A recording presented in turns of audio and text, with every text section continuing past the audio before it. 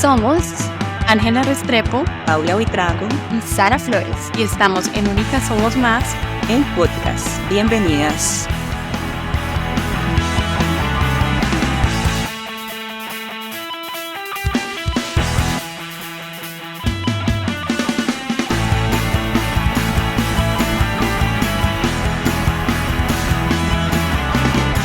Una vez más, estamos aquí en el podcast de Únicas Somos Más, en este primer episodio del año 2025. Bienvenidas a este nuevo espacio. Qué bueno empezar este nuevo ciclo de la mano de estos episodios del podcast, de la mano de las personas que nos escuchan. Y qué bueno verlas aquí una vez más. Bienvenida Paula, bienvenida Ángela.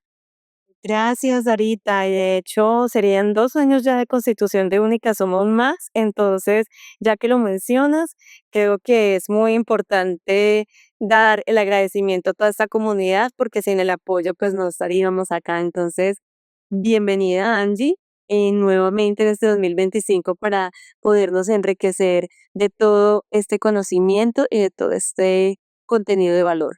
Así es, Pau, de la mano de Dios, vamos arrancando este 2025 con toda la energía, con todas esas buenas ideas que tenemos y con el objetivo de lograr muchas cosas y de seguir construyendo el camino de nosotras tres en Únicas Somos Más y seguir aportando en la vida de todas esas mujeres. Qué bueno, sí, bueno, continuamos en este camino de las heridas de infancia, nos falta este episodio y un par más. Y en este día vamos a estar hablando sobre una de las heridas de infancia que es la humillación. Así que bueno, entremos en materia y empecemos entendiendo qué es la herida de la humillación, cuáles son sus características. Bueno, la herida de la humillación es una herida que se ha formado por una situación que se ha percibido o interpretado como vergonzosa, que ha generado pena, que ha generado una gran mancha o marca al interior de la dinámica familiar. Cuando hablamos de eso, ¿qué puede haber pasado? Un padre alcohólico, una situación de abuso, alguien que estuvo en la cárcel, también la homosexualidad en la familia, el divorcio. Acá básicamente estoy poniendo ejemplos, pero también vuelvo y repito, como lo he dicho en otros podcasts, es como lo interpreta cada una de las personas, ¿sí? ¿Qué características tiene una persona con herida de la humillación?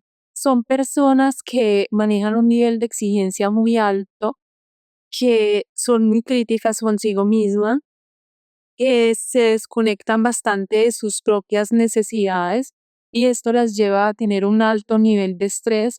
Pero ¿por qué pasa esto?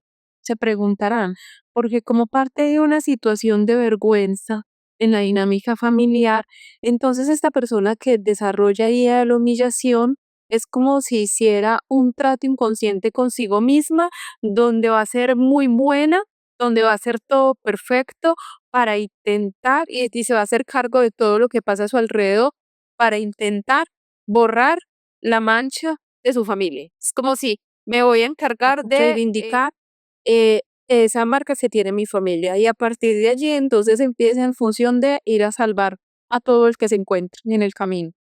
Bueno, entonces resalto que estás hablando aquí de que se desconecta de sus emociones, ciertas sus necesidades, pero quiero que revisemos y hagamos esa diferencia con el episodio anterior que hablamos de herida de injusticia. O sea, nos podemos desconectar y, digamos, las heridas pueden parecerse en algunas cosas en cuanto a la característica de la puesta en práctica, pero la raíz, el origen o el por qué es lo que cambia, ¿cierto? Entonces, digamos, hacer mucho énfasis en que la herida de injusticia que lo hablábamos en el episodio anterior es porque necesitan tener el control de que no va a volver a faltar o de que no se van a volver a encontrar en esa situación de vulnerabilidad. Aquí es más como por buscar esa aceptación hacia afuera, ¿cierto? Hacia las demás personas. Exactamente, por buscar la aceptación, porque necesita la validación externa, porque necesita que las personas a su alrededor le estén constantemente reconociendo, diciendo que es buena para una cosa o para lo otro. Y son personas que suelen hacerse cargo de absolutamente todo lo que pasa. Y bueno, se me pasó a decir, también manejan un nivel de culpa alto, porque pues si tú te haces cargo de todo lo que pasa a tu alrededor, y obviamente va a ser imposible que todo funcione en completa armonía, pues sencillamente tú vas a sentir mucha culpa cuando las cosas no salen como tú esperabas. Y allí con la culpa quiero hacer paréntesis y es, no solamente tiendes a culparte tú mismo, sino que puedes caer en la conducta de culpar a las otras personas, o sea, como que buscan culpables por todo lado. Bueno, qué interesante como venimos desarrollando también parte de estos episodios y es también poner un poco de anécdota, ¿cierto? Entonces yo quiero eh, romper acá un poco, digamos, la dinámica, ¿no? eh, a modo de anécdota, ¿cierto? Entonces, tú decías ahorita, Angie, de cómo es al principio, cómo nace esa herida, ¿cierto? En la persona. Pues bueno, yo me identifico lo que hemos ido como avanzando con el tema de las heridas, con esa herida, ¿cierto? Es como la principal que me caracteriza. Ya luego hablaremos por qué mis actitudes en el presente, pero si yo lo veo más desde la parte de cómo nació esa herida, viene desde ese tema familiar en donde, digamos, yo soy la segunda de los hijos y recuerdo, pues lo que me cuentan es que mis padres querían, o sobre todo mi padre y la familia paterna deseaban era un niño, porque mi hermana fue la primera mujer en esa familia. Entonces, claro, el segundo deseaban y su expectativa era que fuera un varón. Entonces, entiendo que también mi papá lo quería así. Y esto pues sucedió así durante el embarazo, no sé si es que no habían pruebas a temprano tiempo o no la hicieron, pero el caso es que como se vivió en la dinámica familiar y sobre todo entre mi papá y mi mamá, pues eso generó que mi mamá generara un poquito más de protección hacia mí al escuchar o al sentir ese tipo de actitud de la familia de mi padre con mi papá. Entonces, claro, eh, asumimos que es ahí donde quizás esa sobreprotección que tuvo conmigo, el cómo actuó para, digamos, blindarme, porque pues para ella en ese momento creía que me tenía que blindar de eso, es cierto, fue en su exceso de amor, lo hizo de esa manera y entonces esas acciones que hubo muy puntuales en esa dinámica familiar, digamos que generaron en mí ese tema de humillación porque pareciera que fuera que no me quisieran no me deseaban, cuando puede que hubiese sido lo contrario y simplemente era un tema de pronto de la época en donde se quería mujer o hombre, ¿cierto? El niño siempre iba a ser el más deseado. Entonces, pues sabemos que esta dinámica era muy particular en la época y puede que ahorita también hayan parejas con la misma dinámica. Pero miren que con una situación que pues no estamos hablando de pronto de esas otras acciones o esas otras características como lo mencionabas, pero cómo uno lo puede concebir, ¿cierto? Por la dinámica que se tuvo entre la pareja para asumir o afrontar una decisión o una decisión, no, perdón, una Una visión, acción. Sí, es cierto, Paula, porque es como que naciste y ahí es, pues obviamente cuando naciste tú no estabas escuchando, enterándote conscientemente de qué era lo que estaba pasando, pero tu mamá te acompañó en ese proceso de crecimiento y te encargaste de una u otra manera de darte cuenta de qué era lo que estaba pasando. Entonces el hecho que yo nazca mujer y quieran en realidad un hombre está muy relacionado con lo que hablábamos ahorita y es como si hubiera una marca, ¿sí? Como si hubiera algo, un vacío que yo traje y que yo tengo que llenar y entonces yo tengo que ir perfeccionando y tengo que ir moldeando. Si no soy el niño que esperaban, pues tengo que ser la mujer que no esperaban, pero que va a dar absolutamente todo y que va a ser muy buena y va a ser perfecta, porque esa es mi obligación por no haber nacido niño. sí, y es increíble porque, claro, o sea, en muchas de las actitudes que ya uno empieza a mirar hacia atrás y es hacerse cargo de lo que no tenías que hacerte cargo, ¿cierto? Y lo haces desde el amor, porque es que yo todavía, y yo uno diría, o sea, no me arrepiento, ¿sí? Ojalá hubiera tenido conciencia para haberlo hecho, hubiese hecho también cosas por mí, temas de pronto de no afectar mi salud, de pronto de tener un equilibrio en situaciones como por ejemplo, recuerdo que también cuando estuve en pareja, entonces también era mucho hacia lo familiar, pero claro, que es esa parte intentando como lo que tú decías ahorita, es entregar, poder buscar esa satisfacción que ellos no tuvieron en ese momento, ese vacío que no entendía de dónde venía, pero que ahorita ya entiendo y digo, no, no es necesario, o sea, ellos me quieren, me aman y siempre lo hicieron. De hecho, antes siento que tuve exceso de ese amor, pero en el fondo había un vacío y era algo que creo que fue hasta tabú, porque yo de eso me empecé a dar cuenta ya teniendo muchos años y el cómo fue, porque pues claro, ya viene la historia. Entonces, claro, porque detrás de eso está la anécdota completa de cómo sucedió y cómo lo enfrentó mi mamá, cómo reaccionó la prima, cómo reaccionó el abuelo, la abuela. Entonces todo se convierte en eso que, claro, el niño lo recibe, pero se le queda ahí en el inconsciente y lo manifiesta en muchas actitudes posteriores. Es increíble. Y mira que ahorita que tú mencionas eso de la familia, de cómo lo tomó cada uno, esta herida tiene mucho que ver también con esa estructura familiar. O sea, no es como por ejemplo la herida del abandono y del rechazo, que es enfocado incluso en la injusticia, que es como enfocado en esa persona puntualmente, ¿sí? De cómo la percibe, sino que es como una vergüenza a nivel familiar, como en la dinámica y en el sistema familiar está ese sentido de no eres suficiente, hay que esforzarse, como si toda la familia se tuviera que hacer cargo de esa vergüenza que se tuvo. Entonces, precisamente toda la familia también refuerza muchas veces esa perspectiva de no somos suficientes. Aquí les quiero contar de una persona que es cercana a mí que tiene la herida de la humillación y lo que hemos logrado identificar es que está relacionada con su tono de piel. Es diferente al tono de piel de las hermanas. Y entonces pareciera ser que esta herida nace ni siquiera por la experiencia con sus papás, sino con sus hermanos, que el típico cuento de que no eres hija de mis papás, así el chiste de los niños, muy repetitivo en la infancia y generó una huella en que a pesar de que se enteró de que sí era hija de su papá y su mamá, eso de una huella de que ella tenía que hacer más por esos hermanos para llegar y como para compensar esa diferencia que había. Es que son personas que manejan una carga muy alta con la vida y unas expectativas supremamente altas que no están impuestas ni siquiera por sí mismas, sino por los demás y por el entorno, pero que las han adoptado como propias. Entonces, eso implica que te olvides de absolutamente todo lo que tú eres. Son personas que no tienen claras cuáles son sus necesidades, cuáles son sus fortalezas, si es bueno para una cosa o para otra, sino que son personas que se ven mucho y se definen mucho a la luz de la descripción que hacen los demás de ella o de él, ¿sí? Y eso va a interferir bastante en el amor propio, porque pues si tú no te conoces, sino que te conoces a la luz de las otras personas, vas a tener una visión totalmente distorsionada, ¿sí? Es como si tú te miraras en un espejo, pero ese espejo tuviera un velo, ¿sí? Entonces ese velo va a impedir que tú te veas como eres realmente. Definitivamente invito mucho a trabajar en esta herida.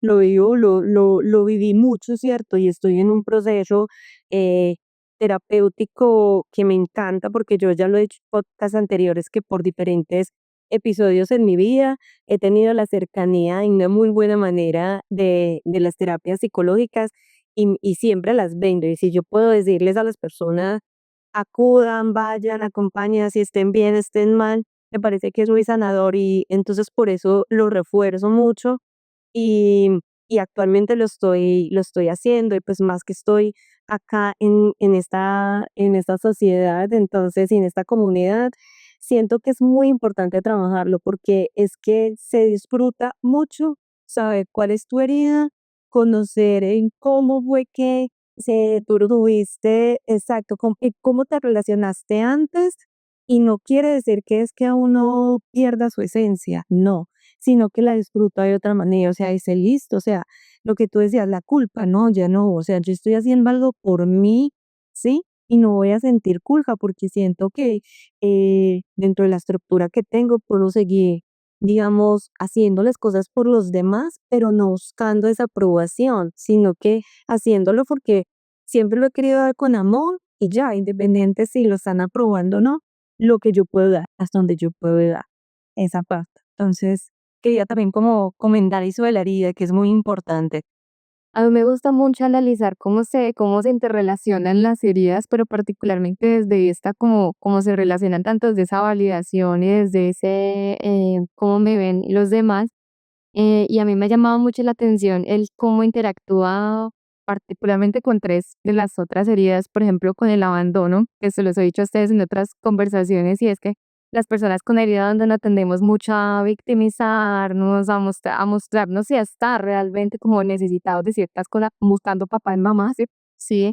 Entonces, cuando llega esa persona con herida de humillación que todo lo quiere dar y tú identificas que te lo está dando, entonces cómo empiezas de pronto esa manipulación hacia esa persona. Entonces ahí, ojo, para los que tengan la herida de la humillación, cómo se relaciona. Lo mismo con la herida de la traición, que la veremos más adelante, y con la herida de la injusticia, lo hablábamos también después de que grabamos el episodio anterior, y es que esa persona como está tan desconectada de sus emociones, necesita amor y esta persona con herida de hipotiroidismo y humillación le sobra, medido, entonces, ¿cómo se conectan? Y lo que tú dices, no es perder la esencia, pero es poder dar en esa medida en que no me quite a mí misma, ¿cierto? En que tenga un equilibrio y en que mi vida pueda seguir funcionando sin perder esa esencia, sobre todo el servicio, que yo creo que es algo que caracteriza mucho a estas personas. Es una realidad y es que una persona con herida de la humillación es la persona más empática y más servicial y más compasiva que puede existir. Y eso es algo supremamente lindo, es algo que le nutre la vida. Hoy de hecho lo hablaba con alguien y decía, yo me di cuenta de lo importante que es para mí servir, que es estar en conexión con otras personas y se había desconectado de eso por enfocarse en las necesidades de alguien más.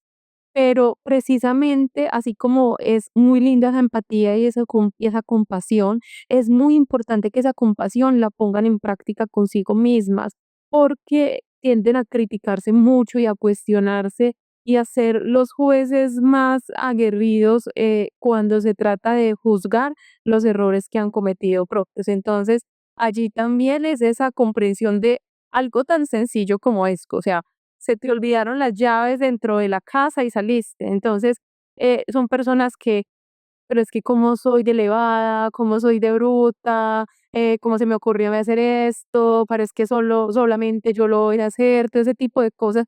Y ahí entra a actuar la compasión. ¿De qué manera? O sea, ven, estabas acelerada, estabas estresada por otra situación, se te pasó, a cualquiera le puede pasar. Entonces mira que ya no te estás culpando y ya te estás comprendiendo. Y me parece también muy importante de lo que hemos hablado es tocar el tema del estrés, Paula, de exceso de estrés te maneja una persona con herida de la humillación, que es muy característico en ellos precisamente. O sea, imagínate tú encargándote de la ponía de todo el mundo a tu alrededor. Es que estás cargando el peso del mundo en tu espalda. Claro, es que yo recuerdo que ustedes me decían eso hace mucho que empezamos a hablar de las heridas y empieza uno a identificar eso y uno dice, sí, claro, es que no está uno tranquilo porque sabe que hay un problema allí o porque no se ha resuelto el problema de que pues me puede también incumbir a mí, pero también es muy relacionado con la otra persona. Entonces si no está resuelto,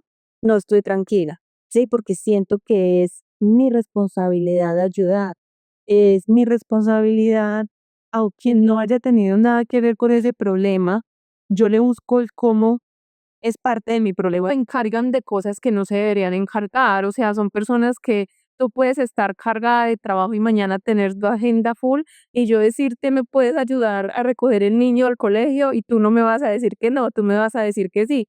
Y ya tú te vas a estresar porque no vas a saber cómo acomodar tu agenda, porque justo a esa hora tienes una reunión. O que si humanamente no puede hacerlo y le toca decir no, entonces esa culpa va a ser tan grande que también le va a generar estrés y ansiedad y va a hacer mil cosas para finalmente lograr ayudar, lograr gestionar. Y es muy duro, y ahorita que uno lo identifica es duro porque lo que yo les decía es no perder la esencia, pero es decir, si yo sé que se puede hacer, pero el límite, poner el límite, porque ya vamos a hablar también de qué es lo que, cómo hay que trabajar esa herida, y es aprender a decir no, poner límites sanos, ¿cierto? Todo eso, pero les confieso que es duro, porque es que cuando tú ya has probado anteriormente que eres capaz de hacer las cosas, y decimos las hago, es como que uno se siente como con un vacío, pero entonces ahí es donde como hay que llenar ese vacío y la doctora ahí nos va a ayudar. Claro, Claro, Paula, no. es que mira que es cambiar creencias que has tenido durante toda tu vida y cómo has funcionado y cómo te has relacionado.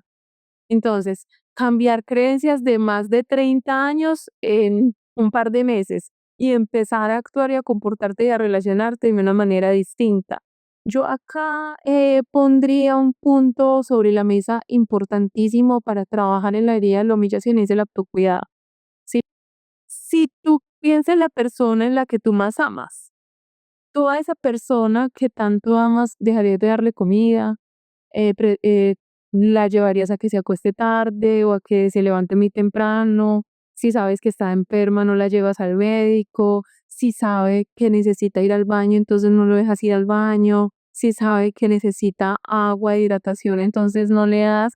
Pues la respuesta va a ser no. ¿Cómo se te ocurre que yo a alguien que ame mucho voy a hacer eso? Entonces, ¿por qué lo haces contigo mismo? Y eso hace una persona con herida de la humillación.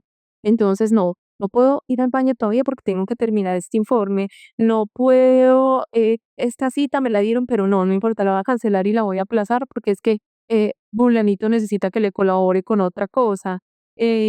No, yo sé que estoy cansada, pero no, tengo que trasnocharme hoy porque tengo que cumplir. Ah, porque tienes que cumplir y te tienes que trasnochar porque en el día te hiciste cargo de muchas cosas que no te correspondían. Por ejemplo, no, no voy a desayunar o no voy a almorzar porque cómo se me ocurre a mí sacar tiempo para almorzar, o si almuerzo es un sándwich o una empanada porque no me queda el tiempo para ir a comer sanamente. Entonces, el autocuidado es muy importante porque el autocuidado encierra no solamente lo físico, sino también lo emocional y lo social. Entonces, ¿cómo te estás dando y cómo no le estás imponiendo a tu cuerpo y a tu mente, sino que en realidad estás escuchando lo que ese cuerpo y esa mente te está pidiendo y dándote eso que necesitas? Porque lastimosamente para estas personas muchas veces el alto se los pone una enfermedad o una situación específica donde le dice, ven, o sea, ya, detente, para una parálisis facial, por ejemplo, no sé, o sea, cualquier otra condición, una hipertensión, muchas condiciones que se pueden presentar producto precisamente de ese estrés. Y acá quiero profundizar un poquito en el estrés y son personas que vienen en piloto automático constantemente, entonces levantan, se cepillan y ni se dan cuenta qué horas se cepillan, almuerzan y ni se dan cuenta que almorzar, ni así, te responden algo y ni se acuerdan que te respondieron eso. Entonces, un punto importante adicional al autocuidado es conectar con el momento presente. O sea, es por ahí en Instagram hay un reel que, que dice, ¿cómo no te vas a enfermar si es, hazlo rápido, come rápido, ve rápido? Y precisamente una persona con herida de la humillación funciona así, ¿sí? Yo quiero ahí dar dos puntos. El primero es como anécdota que cuando empecé a trabajar el autocuidado, recuerdo que muy disciplinado con el tema del ejercicio, entonces ya se me volvió un hábito y una necesidad, o sea, es algo súper chévere, entonces para mí era mi horario estipulado, sagrado, ¿cierto? Entonces un movimiento en esa agenda donde no fuese tan necesario, ¿cierto? Eh, yo decía, pues no, porque es mi espacio, me lo estoy dando, estoy haciendo cambios. Entonces un día me hicieron como una exigencia de que tenía que ser a esa hora. Y yo recuerdo que yo reaccioné un poquito como brusca, pero también fue como una forma de defender algo que me ha costado, como tú decías, cambiar un esquema por tantos años. Entonces, no es fácil porque me sentí muy juzgada con algo tan natural, que es un horario fuera del horario laboral, sí, porque de hecho yo siempre soy de a la madrugada, pero sentía que era lo que yo también había mostrado que podía dar, entonces me estaban exigiendo desde ahí. Entonces yo le dije, ahí es donde uno se da cuenta que sí hay que poner altos en el camino. Y ahí me parece muy importante resaltar algo, y es que yo creo que todas las personalidades de las heridas, la más fácil de tener en nuestra vida o de querer es a la persona con herida de humillación, porque es que me va a resolver los problemas, porque es que se desbordan las tensiones, el amor, el estar pendiente de mis emociones, de mis necesidades físicas, o sea, de todo. Entonces, tener a esa persona en mi vida es muy fácil. Pero cuando esta persona empieza a trabajar en sus heridas, y entonces cómo se comporta la familia que está alrededor, la sociedad, los amigos, al entonces empezar a recibir un no. Oye, necesito un favor. No. Entonces también hay que estar preparados para eso y obviamente esto conecta directamente con esa necesidad de validación del entorno y de pronto se me ocurre, no sé, aquí la psicóloga nos dirá, puede haber incluso gente que se aleje de nosotros, que ya no estoy satisfaciendo sus necesidades, ya no estoy llenando sus vacíos, entonces también piensa que es algo para lo que hay que estar preparado, pero que no te hace mal la persona, te hace una persona que está siendo consciente y haciéndose cargo de sus necesidades. Exacto. Y mira que si lo ponemos, por ejemplo, en un contexto de, es que me hacen favores y estoy acostumbrada a que me hagan los favores y en algún momento me dice que no y yo lo puedo manejar, está bien. Pero ¿qué pasaría donde sea una persona que constantemente cuando yo tengo una crisis económica me la resuelve? O sea, algo ya mucho más trascendental. O una persona que es muy cercana a mí, que acostumbra a pasarme una mesada, porque eso pasa muchas veces en las dinámicas familiares. Entonces, no, es que ella siempre me va a dar tanto dinero y entonces yo cuento y entonces, y de un momento al otro, esa persona que tiene esa idea de la humillación se da cuenta que a esa familia que tú estás ayudando, entonces le pasas esa mesada, pero sí tiene dinero para otras cosas, lo están gastando innecesariamente y tú trabajas en ti misma y tú dices, no, voy a poner el límite, mira, ya no te puedo ayudar, ya no, o sencillamente te quedas sin trabajo y ya no tienes los recursos suficientes para aportar, eso puede molestar. Y entonces ahí te vas a dar cuenta si en realidad era una relación verdadera o si por el contrario no era una relación basada en el interés y basada de pronto en lo que me estabas dando y lo que yo estaba recibiendo de ti. Yo les quiero ahí dar también como esa retroalimentación y digamos que, claro, como la he estado trabajando, he podido ya también vivir eso. Me parece muy bonito que lo mencione porque es un regalo muy bonito. Es un regalo en el sentido en que cuando tú ya dejas eh, de dar, por decir algo de esa manera, tan desmedidamente, eh, empiezas a sentir realmente que las relaciones eran sinceras, fijas, eran genuinas. Entonces, ahí es donde está ese regalo, porque dices, sí, o sea, estaban realmente, quizás había una dinámica, ¿sí? Porque uno crea la dinámica y pues, ¿por qué no? Sí, si hay una oportunidad, no está mal. Pero sentir esa satisfacción de que la relación era genuina, de que independiente si yo puedo ayudar o no puedo ayudar, están ahí conmigo, se sigue el mismo lazo de amor, de amistad, de familiaridad, lo que sea. Entonces también miren qué bonito trabajar en ello porque se va a dar uno la oportunidad de conocer esas relaciones reales. Y debe ser muy sanador entender y llegar a ese punto en que veas que hay gente a tu lado sin necesidad de que tú te comportes de una u otra manera por ellos, sino simplemente porque te aman. Sin que tengas que ser buena. Y mira que acá quiero hacer énfasis en algo que se me estaba pasando y es, estas personas terminan poniéndose como tantas máscaras para ser alguien muy bueno y muy sacrificado porque tienen miedo de que si demuestran su verdadero yo, entonces no van a ser dignos de admiración, de reconocimiento, de amor o de aprobación. Entonces a lo que le huyen toda la vida es como mostrar su verdadero yo.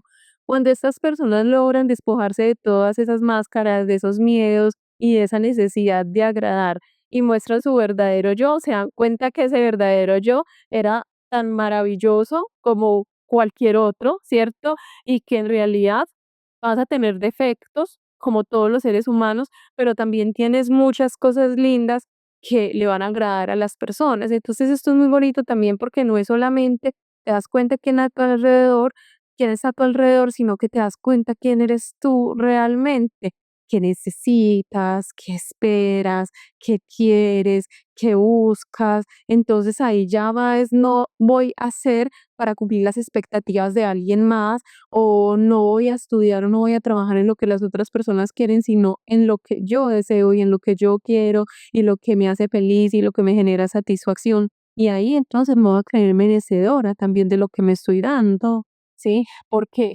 como les cuesta mucho eh, priorizar lo propio, entonces también les cuesta creerse el merecedoras. Siempre están cuestionando de, no, no, pero no era para mí, pero no debería haberlo recibido así, pero si yo no he sido suficiente para esa otra persona, o sea, dudan mucho de sí mismas. Hemos hablado de dos características muy puntuales de esta herida, ¿cierto? Que es no ser merecedora que la que estás hablando y la de hacerse cargo que mencionabas tú, Sarita.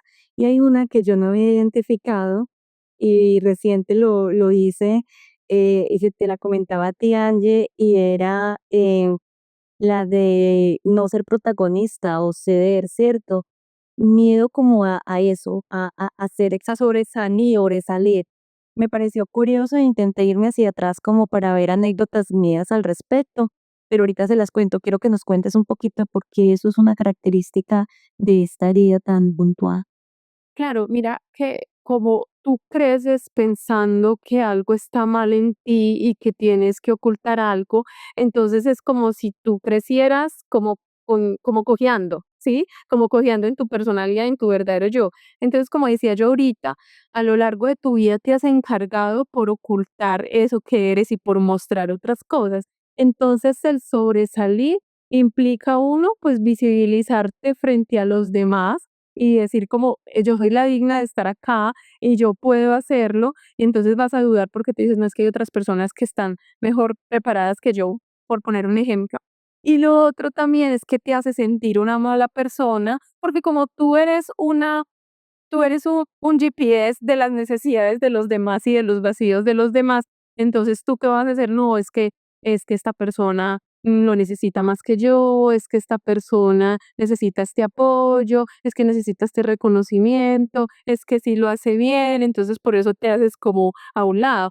¿Cuál es el tema allí? Es muy lindo el resaltar las capacidades de las personas que tenemos cerca, pero también es muy importante que tú tengas claro cuáles son las tuyas, porque si no, entonces estás dando en exceso al otro, pero te estás minimizando tú. Como te lo decía, para mí había sido difícil reconocerlo, pero me puse a revisar hacia atrás y yo creo que estaba era confundida creyendo que yo tenía unas habilidades de muy buen líder. En el caso en que lo que hacía era darle permiso a los demás para que ellos mostraran resultados, para que ellos fueran adelante, para que sugieran, ¿cierto? Yo creo que lo confundía con eso. Y pues puede que sí, está bien, y creo que es necesario que lo hagamos como líderes, ¿cierto? No tenemos que mostrar los resultados siempre nosotros, pero obviamente ya reconociéndolo, porque tengo anécdotas muy específicas en donde yo podía tener una oportunidad específica laboral, ¿cierto? Pero yo dije, no, cedí el paso para que se visibilizara a la otra persona porque yo asumía que podía estar mejor en otra parte, yo lo podía hacer desde cero en otra ciudad, etcétera. Y siempre he tenido como esas partecitas en donde eh, por por amor, digo yo, dejo que la otra persona vaya adelante. Y gracias a Dios, o sea, yo digo que igual cuando uno hace las cosas desde una parte genuina y con amor, siempre me va a tener su recompensa y yo he tenido, digamos que las mías y un gran, eh, pero he tenido, digamos, mis recompensas y no es de modo de queja, sino que también de reconocerlo porque entonces sí estoy ocultando algo que quizás estaba eh, obviando de mi herida. Y lo digo más de esa manera propositiva, de porque aquí para adelante, qué oportunidad no voy a dejar pasar, ¿cierto? Que sí soy merecedora de hecho, porque es quizás eso lo que nuestra herida nos caracteriza y es, no nos sentimos merecedoras. Mira que yo te lo he dicho a ti en conversaciones pues personales que hemos tenido y es créetelo, o sea, créete que eres buena, créete que te lo mereces, créete que puedes encajar. Y de hecho hoy tenía una paciente con esa herida y dudaba muchísimo de sus capacidades y yo le veía ese potencial y en realidad esa mujer, yo le decía, "Ah, puedes sacarla del estadio", pero dudaba precisamente porque no se ha creído merecedora. Y ahora que tú mencionas el tema del trabajo, es algo que he notado mucho, que tu, tu labor se conecta mucho con tu herida y muchas veces lo refuerza en el sentido en que tú lo justificas, por ejemplo, desde el liderazgo, tú lo justificas desde el delegar, tú lo justificas desde la autonomía en el ejercicio de labores, pero lo he visto también que es una forma de caer en esos mismos esquemas de relacionamiento con los demás y contigo en los que siempre has estado. Y yo pienso que eso nos sucede mucho en el trabajo porque algo que yo he identificado, por ejemplo, en mi trabajo y en mi profesión es yo estoy dispuesta a recibirle los problemas a todos, estoy dispuesta a escuchar, pero a mí me cuesta mucho, por ejemplo, recibir y hablar de lo mío. Entonces, mira cómo muchas veces, yo no sé si Sara lo ha logrado identificar también en su trabajo en algún momento de su vida, pero uno de una u otra manera elige el trabajo que le termina reforzando esos esquemas y que si uno no trabaja, pues antes lo va a hacer sentir como con esas heridas mucho más profundas, como hablamos el mes pasado de la idea de la injusticia, donde eran personas tan estructuradas que se olvidaban precisamente de quiénes eran y de su disfrute. Son Entonces, personas que en el caso de la herida de la injusticia escogen también profesiones relacionadas con esa herida de la injusticia. Entonces, mira que sí tiene mucho que y ver. yo quiero ir finalizando este podcast con adicionarle a los puntos o a las estrategias que hablamos de autocuidado y de gestión del estrés para trabajar esta herida. Y es algo que quiero mencionar y que me gustaría que Paula complementara con un ejemplo de su vida donde se ha dado cuenta que es merecedora de si ha disfrutado también esos momentos y esos espacios, porque ahorita Pau, iniciando, decía, los invito a terapia, trabajen, háganlo, y en realidad es muy lindo ver cómo el proceso que ella ha llevado le ha permitido generar cambios tan positivos en su vida sin decir que haya sido un mal ser humano, o sea, simplemente necesitaba como reacomodar ciertas cosas para su bienestar. Y eso precisamente se lo ha permitido la terapia. Y a qué quiero referirme yo en ese último espacio antes de darle paso a Paula es al amor. Yo les hablaba en el episodio pasado y era que el amor ayuda a sanar. Entonces, en la injusticia era el amor que tú recibías y que entendías que, que las otras personas te estaban dando y podrías aceptar. Pero en el caso de la humillación es el amor que tú te das, es el amor que tú te das, entonces es el amor propio, ¿sí? No es tanto de esperar el amor que las otras personas te dan, porque entre otras cosas, muchas veces son personas que tienen altas expectativas de los demás y los frustra el no recibir eso que esperan, sino el amor que tú te estás dando todos los días, ¿m? Desde el cuidado, desde la comprensión, desde la validación, desde felicitarte, lo estás haciendo bien, estás avanzando, mira cómo estabas hace 5 años en tu carrera profesional y cómo estás ahorita, eh, mira cómo estás de linda, mira lo que has avanzado, o sea, ese reconocimiento, esa validación, esa aprobación, ese cuidado, esa protección, ese establecimiento de límites, que no lo esperes de las otras personas, sino que empieces a dártelo tú, porque la manera como tú te tratas es la manera como tú le vas a mostrar a las otras personas que te deben tratar. Entonces acá el amor va mucho de adentro, ¿sí? Y es lo que tú ves ahorita. Bueno, pues ha sido un año de muchos retos. 2024 fue de muchos retos porque, como les mencioné ahorita, empecé con un autocuidado muy con el tema del ejercicio, que me ayudó también en muchas otras formas, pero también el tema de los límites. También empecé a trabajarlo, me cuesta por lo que comentaba ahorita, en el sentido en que en dónde estoy dejando de mi esencia, pero cuando sí es necesario.